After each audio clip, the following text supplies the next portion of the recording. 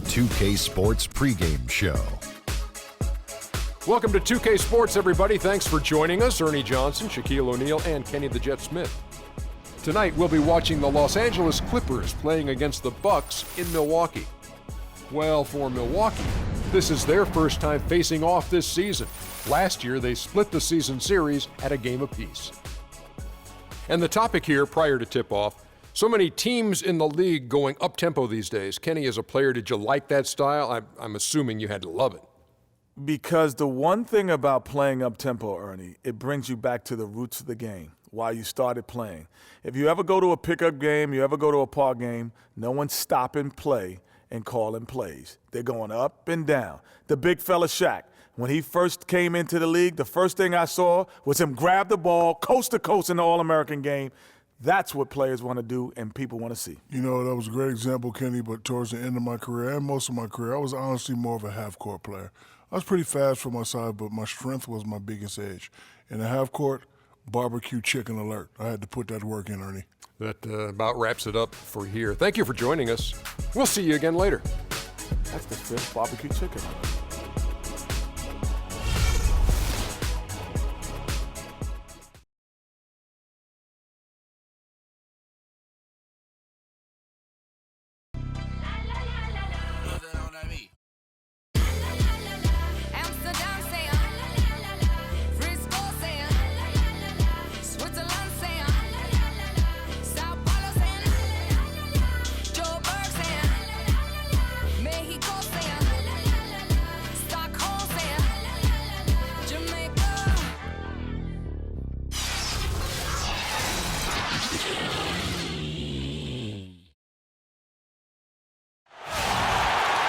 And you've got it on 2K Sports for Wednesday night action in the NBA. This is Kevin Harlan along with Clark Kellogg and Greg Anthony. Doris Burke will be reporting from the sidelines. Last outing for the Clippers, they won that game against the Timberwolves in Minnesota. And really an emphatic win for them, especially considering that it came in an opponent's building, and there's no question it was their offense that carried them. I love the way they went and got this game, Greg. I mean, they attacked at every opportunity, never relaxed or sat back, and as a result, they eventually pulled away. All fueled up and ready to go. Brought to you by Gatorade. Let's check out who's on the floor. And the Clippers, looking at who they've got. They've got Bledsoe. DeAndre Jordan is out there with Ibaka. Then there's Kawhi Leonard. And it's George in at the shooting guard. And he gets it to go. And they are on the board first. Trying to set the tone here early. I like that. And guys, for Drew Holiday last season was a tale of two halves. Over the first half, he displayed the leadership and the playmaking skills the team had originally acquired him for. You know what, Kevin? Over the second half of the year, everything just kind of fell apart for Drew. He couldn't shake an injury to his lower right leg, and as a result, had to watch from the bench as his team fought for its playoff lives.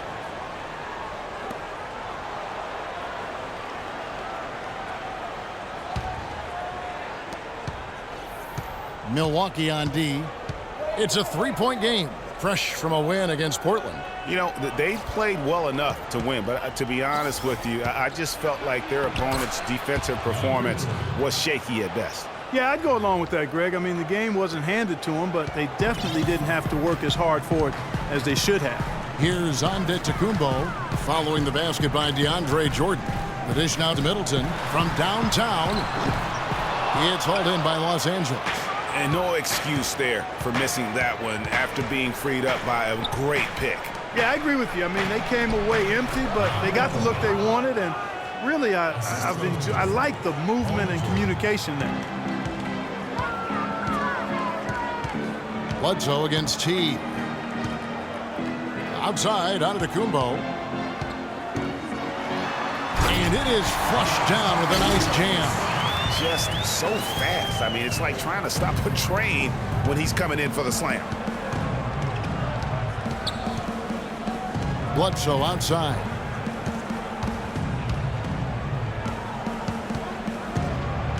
He dishes it to Leonard. 5 to shoot. And the whistle blows. It's going to be on Chris Middleton. That is his first foul of the game. Yeah, that's a tough call right there, and really a tough break for the D. Greg, no problem for me with that call. I mean, he was still sliding right there. And here is Los Angeles now.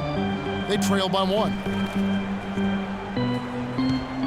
Jordan the screen. Shot clock at 5. Wow, drew the contact, and that 3 almost went in, so he'll go to the line for 3 free throws. It goes on Chris Middleton. Well, you know that Kawhi Leonard has an incredible reach with his arms, but even his hands are just massive, measured at 10 inches long and 11 inches wide. Wow.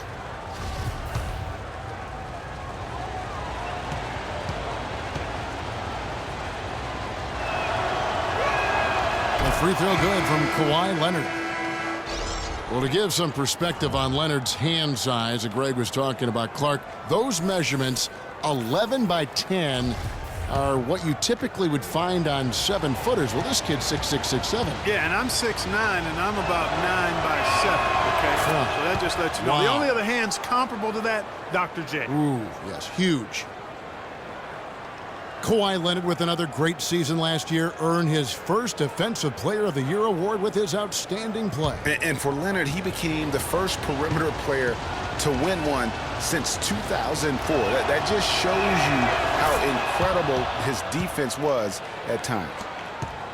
And, you know, for Leonard, you can add that Defensive Player of the Year award to his hardware list, and that puts him in elite company, one of only 3 players to win Defensive Player of the Year and Finals MVP. The other 2, Jordan and Olajuwon. Now here's Parker.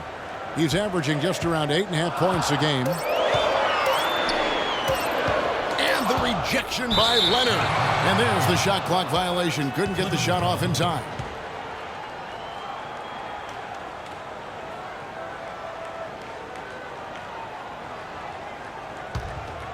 The Clippers have gone 2 of 3 here to start out the game.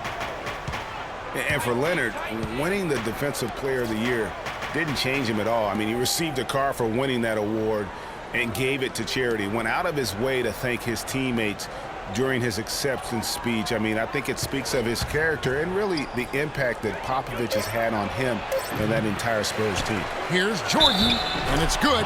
Fought through contact, hits the shot. He'll go to the free throw line. Really nice job to convert the putback opportunity there. I mean, he stayed with that play from start to finish. That's something we say about him a lot. DeAndre Jordan has been extremely productive over 7 years. That makes it even more unbelievable that there was some question, Clark, as to his commitment to basketball coming into the league. Yeah, you know, on talent and athleticism alone, he would have been a top 10 pick for sure, but he slipped to the second round, and he's made good on it, though.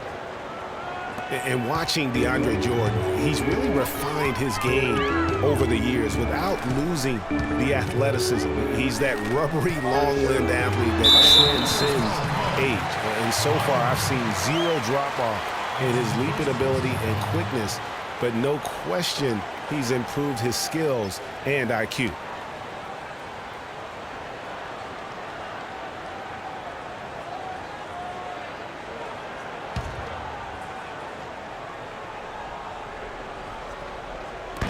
We're approaching about 3.5 minutes played in the first quarter. Antetokounmpo, a screen on George. A shot by Antetokounmpo. Nobody around. Can't capitalize on the good pick. And talking about DeAndre Jordan, he is displaying an energy level that many scouts wondered if he had. Let's face it, he underachieved a bit in his 1 year in college. He knows that. But when it's come time to do it at the highest level, DeAndre has risen to the occasion. Now, Antetokounmpo. Paul George missing from long range. Leonard against Antetokounmpo. A 3-ball. And it's Leonard. That time on the assist from Eric Bledsoe. And it's 6 points for Kawhi Leonard. How in the world did they let him get that wide open? T kicks to Antetokounmpo. That one falls. His second basket of the game. He's now 2 for 3. He's got so much junk in his trunk. He'll find a way to hurt you. Holiday against George. And Bledsoe has it in the corner. Here's the screen. Back to George. Down to 5 on the shot clock. Launches a three. George missing again. Outstanding perimeter defense there. That was a well-contested shot. Yeah, and you know he takes a lot of pride in his defense. There are no easy threes if he's on it. Outside Holiday. Double team on Holiday. He kicks to Parker. And it's good. Fought through contact. Hits the shot. He'll go to the free throw line. Nice dime drop there from Holiday. Excellent awareness. Well, for Jabari Parker in his rookie year, not the kind of NBA career start that he wanted. Played great. Was probably the rookie of the year up until the time he was injured, blowing the knee and cutting his season short. A great call. He definitely would have had a great chance. Really just made a transition seamlessly. Very efficient as a rookie before that injury, but which was a really tough thing to watch for anyone as he was showing so much promise early on in his career. And for Parker, he could have been in the Rookie of the Year running with this play, scoring just over 12 points a game and shooting almost 50% before the injury ended his season. Now, here's George. He had 13 points in the win against Minnesota. Yeah, but I also thought the rebounding was impressive. He got some huge boards in that game. Leonard against Lopez. Leonard kicks to Jordan. That's good, and it's Leonard with the assist. And it's 9 points here for DeAndre Jordan. And even in the short glimpses of last season, you could see that Parker was the real deal. I mean, he had no problem finding ways to score. And even with his injury setback, he should be a great player for years to come. Antetokounmpo can't get it to go. I guess even he has to miss one of those once in a while. Bledsoe dishes to Jordan. Clippers moving the ball around. Nobody near George. Drains it from beyond the arc. George has got himself going there. His first points of the game on the deep ball. Yes, fans, Clark, and the one team they view as floppers is the Clippers. I don't like that word, but just kind of came out. Whether that is fair or not is up for debate, but it is certainly, I think, the perception. And I think there's some truth to that perception. I mean, multiple players have received fines for flopping on their roster. I mean, you can't run away from that, and the fans remember it, too. Oh, they do, yes, sir. And Milwaukee calls their first time out of the game. And for the Clippers and flopping, part of it might just be reputation. Whenever anyone hits the deck on their team, fans might be quick to kind of condemn that as a flop.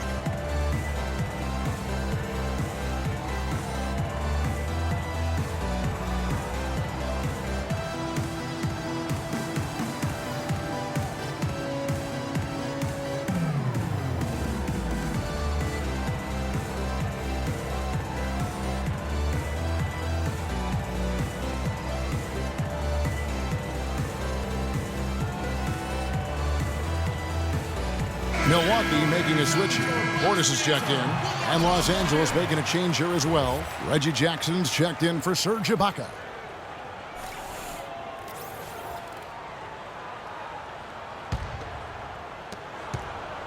Bucks trail by 8. You know, the Clippers were the darlings of the NBA as they improved and made strides, but I think the flopping has kind of diminished that now, that love affair. Being labeled a group of floppers can certainly stifle your popularity. And did you see the screen that was set for him? I mean, that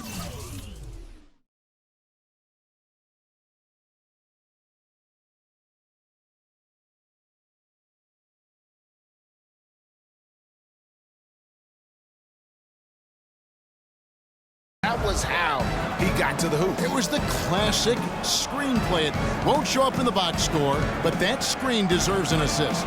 Absolutely, Kevin. I mean, that took the defender right out of the play. 4 on the clock. George. That's good, and it's Jackson with the assist that time. And that's now 6 points for Paul George. Here's Portis. A good finish at the rack off the slick feed. Here it is again. On a lot of their possessions this first half, they've established great position inside. Yeah, just getting the ball into the post has to be option number 1 for them right now. Now here's Bledsoe. What a tremendous game he played against Minnesota. Jordan the screen. Leonard, the pass to George.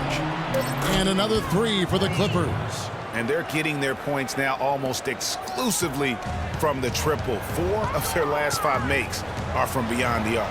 And, Greg, it's hard for me to watch this. I mean, the defense practically giving them those shots. Holiday against George. And Holiday, here we go. Can't cash in from close range.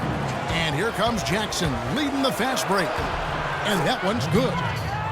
Jackson's got his first points of the night. Everything going according to the script for them offensively so far. Clark, shots be falling. That's for sure. They're scoring with a tremendous amount of confidence. You went straight playground old school there, partner.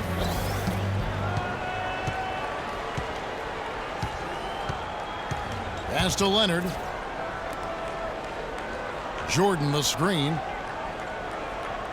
Bledsoe kicks to George. Fades away. Rebound, Milwaukee. This, their first look at this year's Los Angeles squad. An East-West showdown. Only one of 2 games between these squads. And because of that, the time is now to seize control of the matchup. We'll see who strikes first. And here's Jackson. And Giannis Antetokounmpo made that last three-pointer. Feeds it to Leonard. Shoots the three. Antetokounmpo pulls it in. As a player, you always want to be able to answer back, but he just didn't have it in him that time. And they get it back. That's good. Now just a 5-point Clipper lead.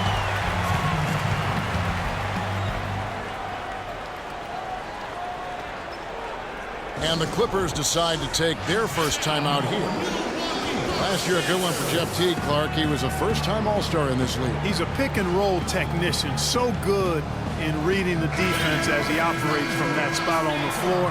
He was really the catalyst for what was a really efficient offense for the Hawks. John Henson's checked in for the Bucks. Mayo comes in for Drew Holiday. And then for Los Angeles, Bargnani is checked in for DeAndre Jordan. Batum comes in for George. And J.R. Smith's subbed in for Eric Bledsoe. In the corner, Smith with it. Picked by Bargnani. Smith kicks to Jackson. Inside. In the corner, Smith with it. And again, unable to change momentum here. Jeff Teague, a real speed merchant. I mean, very tough to stay in front of. He can put you on skates, blow by, and get right to the rim. And a closer look here at the hustle stats for Los Angeles. Well, you have to admire their intensity in the paint defensively. I mean, really contesting and even blocking shots. Definitely a factor early. And also defensively, they've been able to cause some turnovers tonight, and that also builds confidence and gives you momentum. And guys, Jeff Teague, an attack guard. He's just an average three-point shooter, but he gets to the free throw line in bunches, shoots at a high percentage, and has really revolved, I think, into one of the elite point guards in the league. And here is Teague after J.R. Smith getting his three to go. Teague, a screen on Batum. Mayo, and that's for 2. And the shot no good, a bit short. That's a shot he's got to hit. You don't get many looks better from that range. And Batum kicks to Leonard. Takes the 3. A shot by Batum, no good. Bucks trail by 10. Clark, they've been looking out of sync offensively. You know what? A basket here would do a lot for their confidence. Henson with the screen. And Teague, here we go. Henson in the post, defended by Bargnani. And J.R. Smith picks up the foul. That is his first foul of the game. Full 24-second shot clock. 1:15 left in the first. Here's Portis. He's covered by Leonard. Portis, the pass to Henson. And they've got to get their heads into this game. They're giving the ball away far too easily. Right you are. I mean, that's turnover number 3 already. Not the way you want to start a ball game. You couldn't have dreamed of a much better start here than they've had today. I think the offensive game plan they came in with was right on point. It's worked perfectly, and the lead they already have is proof in the pudding. They need this. Leonard with the steal. Smith outside. On the wing, Batum. There's the three. But they get it back. Jackson kicks to Leonard. We've got 22 seconds left here in the opening quarter. Teague against Smith. Shot clock at 6. Over Teague. Hits the front of the rim and out. Well, I think the defense got lucky right there. I mean, he's going to make a lot more of those than he misses when he's got that much room. Antetokounmpo can't get it to go. And an overpowering first quarter effort. Already a double-digit advantage. The Clippers on top, up by 12. Stay with us as we get set to bring you the second quarter right after this.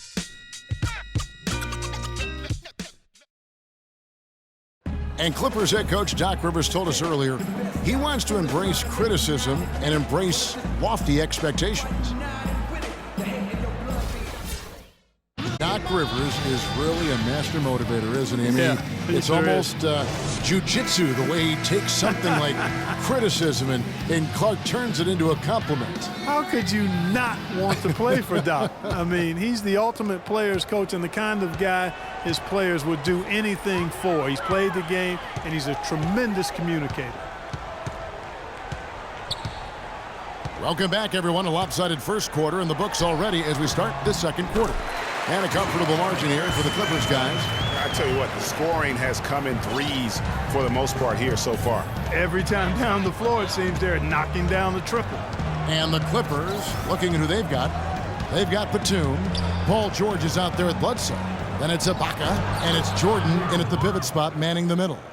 Reverse that one home. Now that was nice, real nice. The agility on display. Yeah, you love that body control. How about the power and grace on that finish?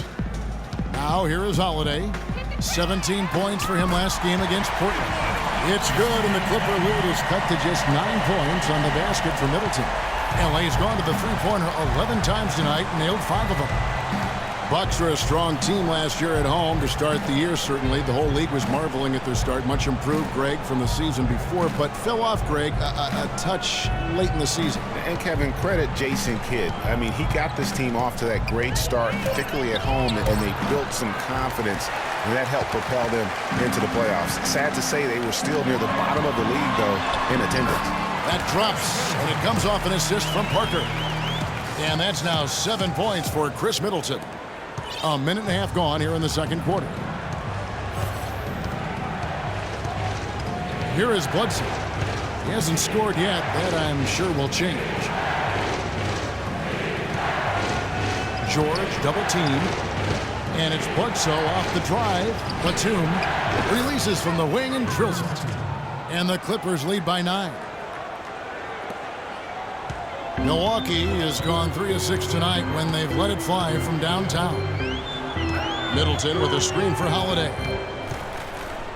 He feeds it to Middleton.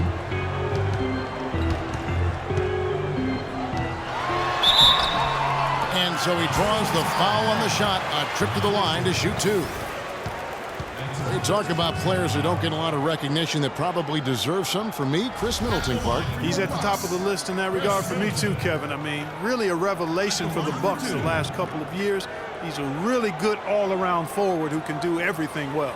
Okay, gentlemen, 2 shots. 2 shots.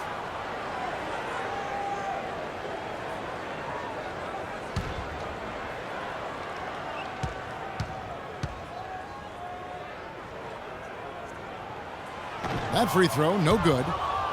And Middleton has improved every year as well. Added the three-point shot after the rookie season, which made him very tough to deal with offensively.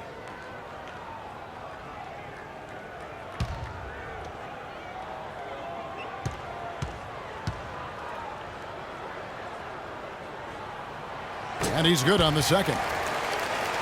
And for Middleton, adding that three-point shot was huge. I mean, not only can he keep teams honest outside, but he hits over 40% of his shots from beyond the arc. Now here's Bledsoe. Still getting warmed up offensively. No buckets yet in the game for him. And George, here we go. Ibaka dishes to George. Batum wide open. He fires. That falls. Nice speed that time from George. George has got 3 assists in the game. And we all know about Paul George and his injury while with Team USA. I mean, he has still said that he would consider playing international ball.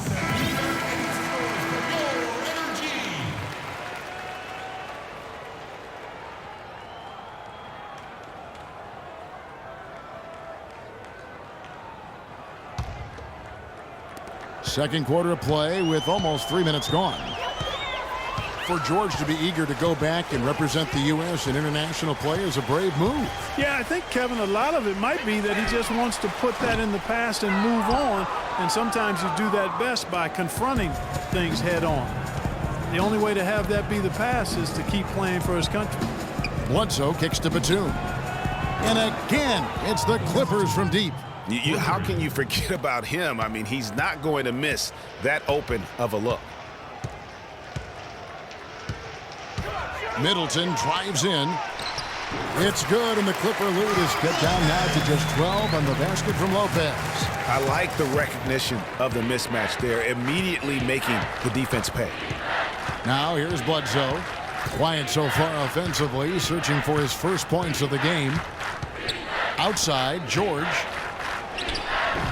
The shot is off, so Milwaukee will take it the other way. Even though he isn't having the best of games from the floor, it hasn't seemed to hurt him. Holiday against George. Holiday, the pass to Middleton.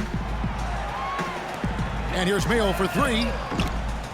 Jordan with the rebound. Jordan's got 6 rebounds in the game. Bledsoe with it. Now Mayo defending. Pass to George. Clock at 6. And it's George again missing. In the first quarter, he was killing them from outside, but he can't get it going here. Lopez sets a screen for Holiday. And the rejection by Ibaka. Mayo into the lane. Parker dishes to Lopez. Oh, the officials are all over that one. Clearly a foul. I mean, didn't give him any choice but to blow the whistle. I mean, you got to play without fouling. And for Brook Lopez, disappointing start to last season. The season before, he had played only 17 games, so he wanted to make an impact right off the bat. It just didn't work out. Yeah, you know, he missed the first 2 games altogether with the foot injury and comes back to play pretty well, then hurts his back. Out for 8 more games, comes back again. He's benched in favor of Miles Plumlee. Just a very disjointed year for Lopez. The first free throw is good.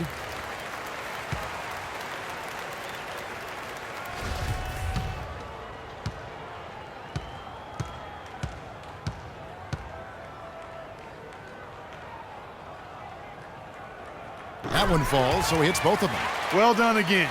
He doesn't have the same problems at the line that plague some of the NBA's other big men. Bledsoe with it. Looking for his first basket still in this one.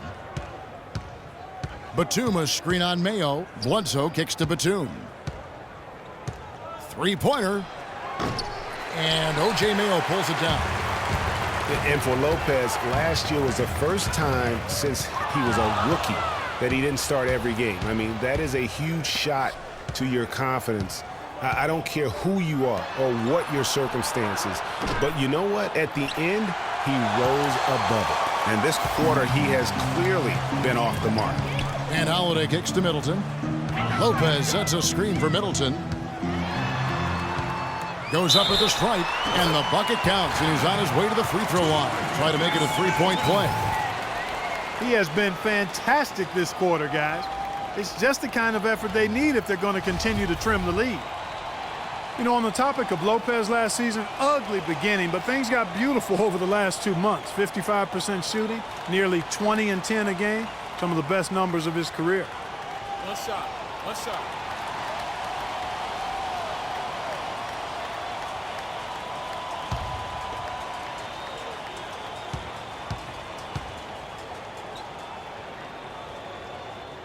And boy, how good was Chris Middleton last season? I mean, always a deep shooter who could stretch the floor. He hits the weight room in the offseason and became a much stronger defender. Now, he's one of the more promising 3-and-D guys in the league.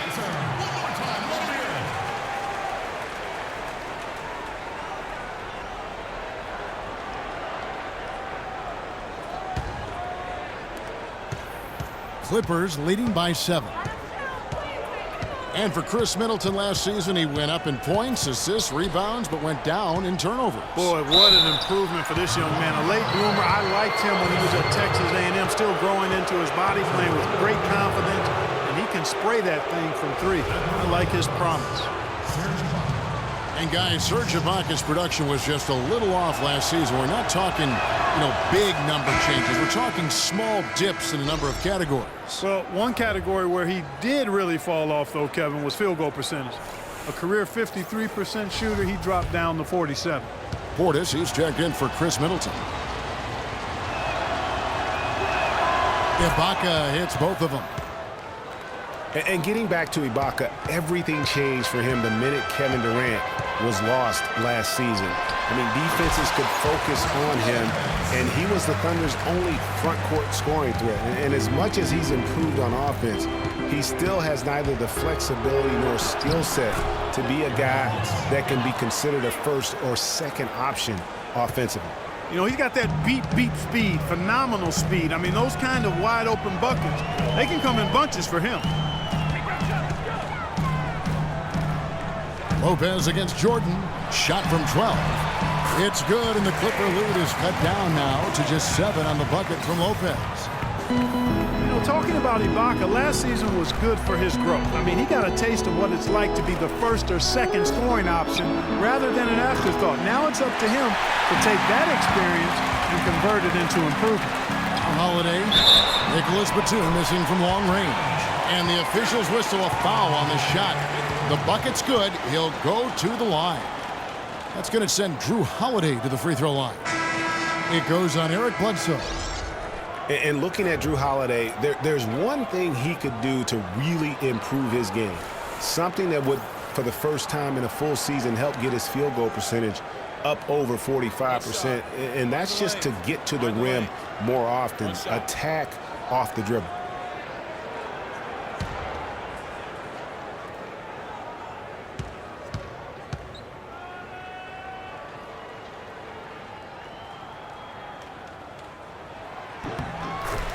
On the topic of Holiday, there's one stat that proves that he hasn't been going to the basket. He is averaging, Clark, less than 2 free throw attempts a game. Yeah, his direct competitors are getting to the line. Guys like Lillard and Steph Curry shoot more than double the free throw. That's one reason why through last season they've won a lot more games than Holiday.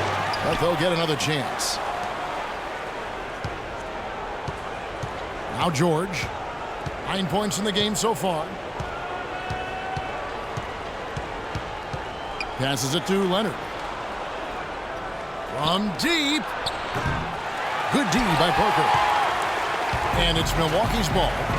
They're on a 14-4 run. Holiday against Jackson. And so it's going to be a 3-second violation out there on the defense. The Bucks have made 6 of their 7 attempts at the line in this one.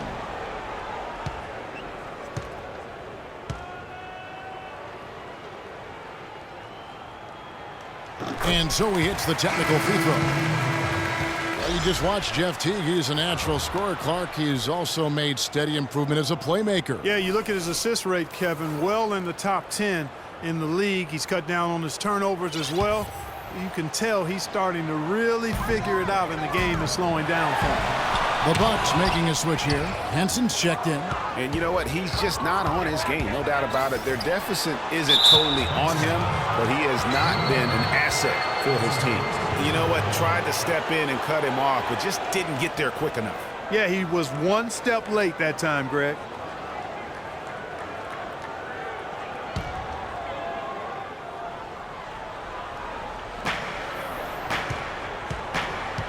Now here's Leonard.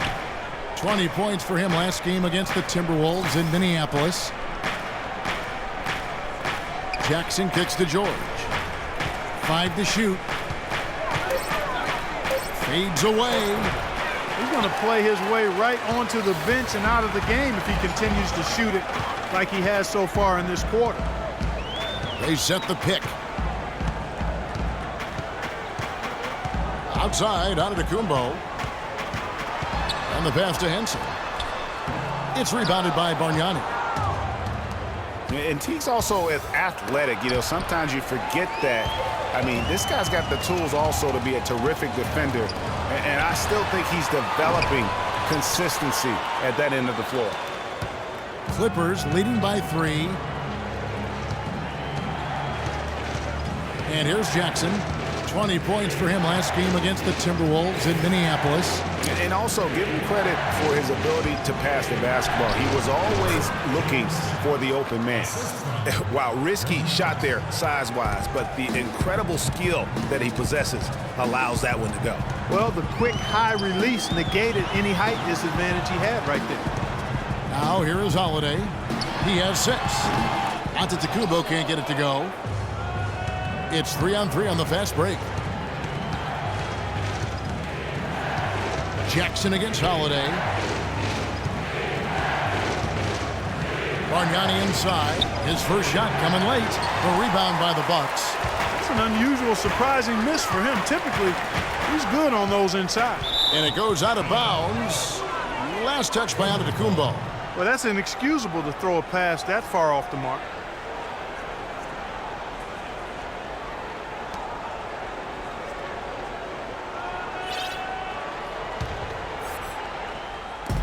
Clippers leading by 5. Here's Jackson. And they get some nice contributions from him on a nightly basis as he averages over 11 points a game. Here's George. Hits some rim on the way in, and the bucket's good. George has got 11 points. He really made that mismatch pay off. A defender giving up that much size isn't going to be able to put up much resistance near the basket. Kicks to Holiday. Henson with the screen.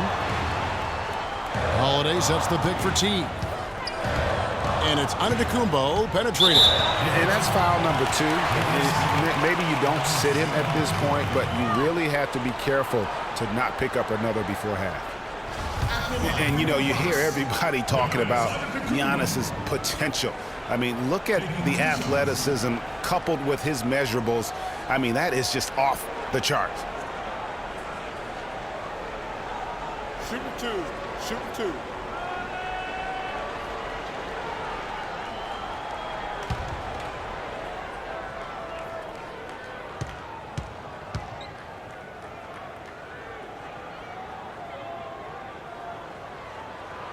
First one falls for him.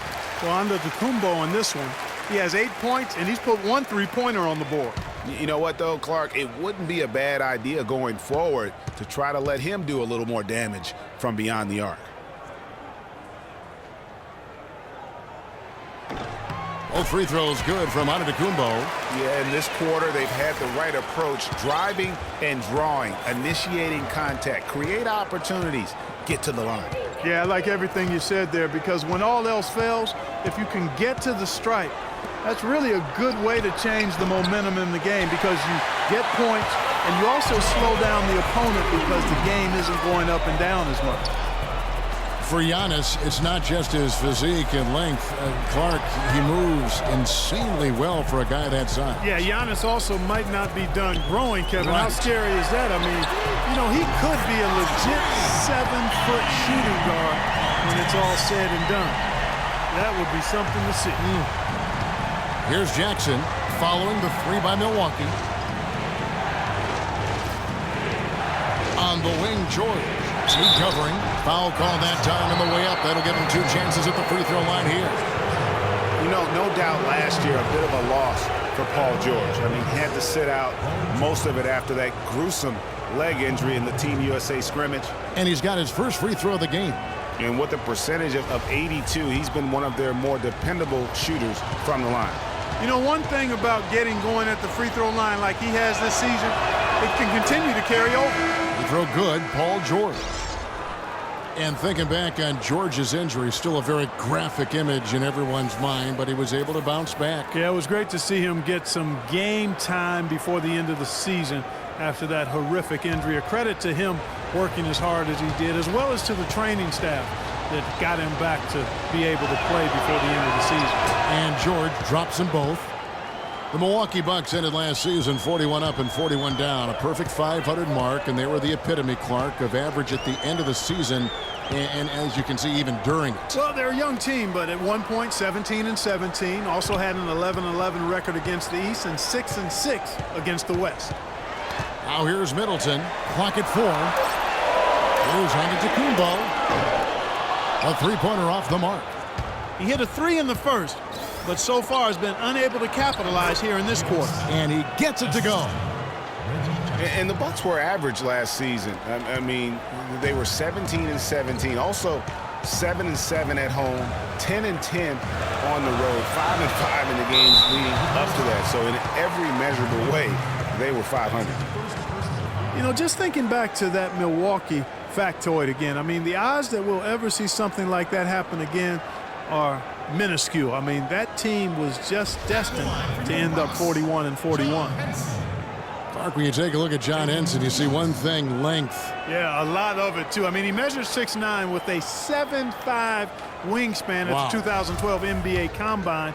His standing reach is actually 3.5 inches greater than that of Anthony Davis. Wow. That was right. And talking about Henson, obviously the great length helps him as a shot blocker.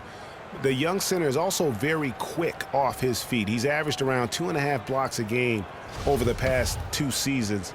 He's also been contributing some as a rebounder, though really needs to add some weight to kind of take it to that next step. And he can't make the second free throw either, missing both. Getting back to Henson, last year was an odd one for him. I mean, he was starting. Then in February, he was benched in favor of Zaza Pachulia. That might be a hint to Henson that he needs to put a little more work into his game to maintain a place in the rotation.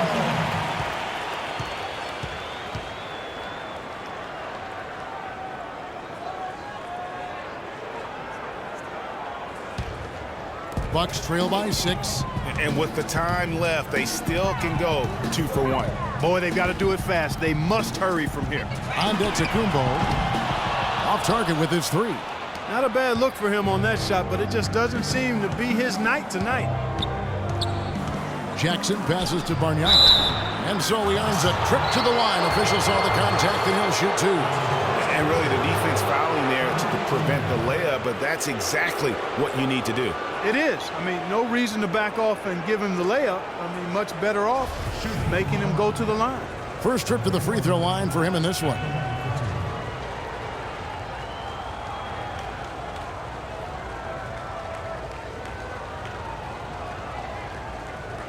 Shooting 2. Shooting 2.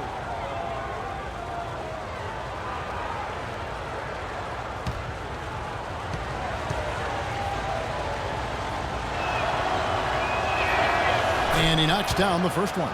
And they have yet to miss a shot from the line here this quarter. Yeah, you have to make teams pay for fouling you. That's why they call them free. And they've done exactly that, made them pay.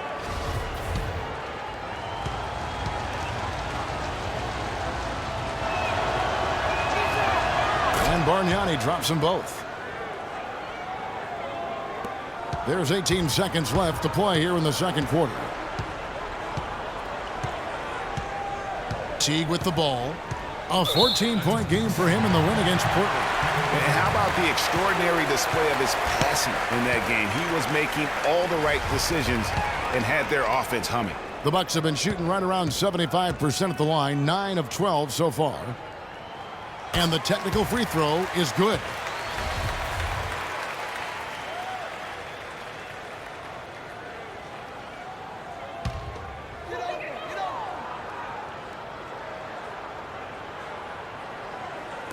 And Milwaukee has possession.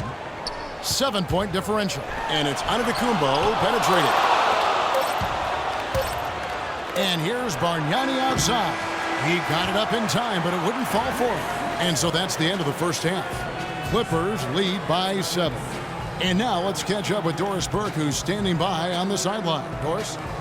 Thank you, Kevin. I'm here with J.R. Smith. What is foremost in your mind going up against these guys tonight? Well, I'm just starting off attack. Wait and see what my jump shot does in the second half and try to get to that free throw line. J.R., appreciate the time as always. Kevin? Thank you, Doris. We'll be back after halftime as the third quarter gets underway. It's the 2K Sports Halftime Show.